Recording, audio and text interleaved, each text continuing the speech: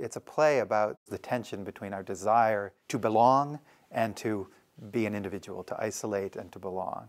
And the play looks at different ways of defining your tribe, whether it's by language or family or generation or region or religion.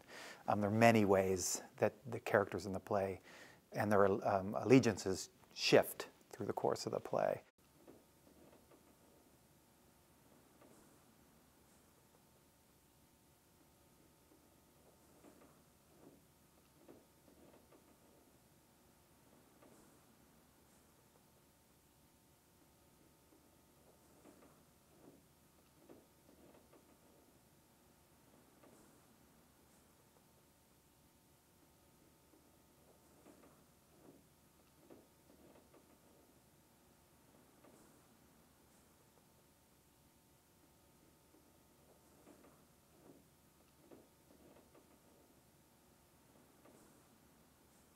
Garrett's the first deaf actor I've worked with. Of course, he's just one other actor, in the room. It's interesting how some of the dynamics of the play play out necessarily in rehearsal.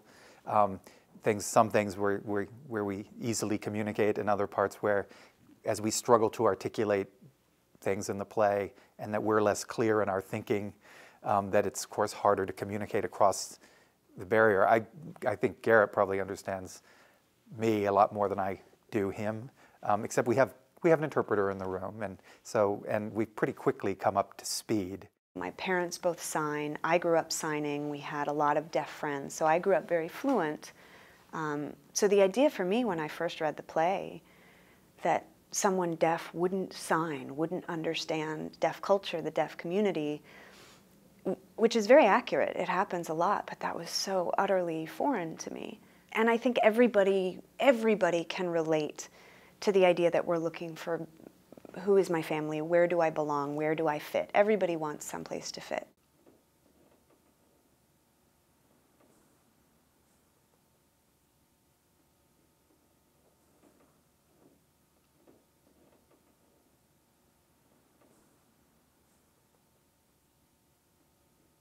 It's really about communication, listening and hearing, the difference between those things.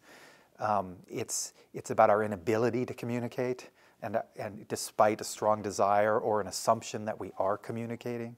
Often we use language as a way of protecting ourselves rather than bridging and reaching out to people. And this simultaneous conflicting desire to protect ourselves and to open up to other people.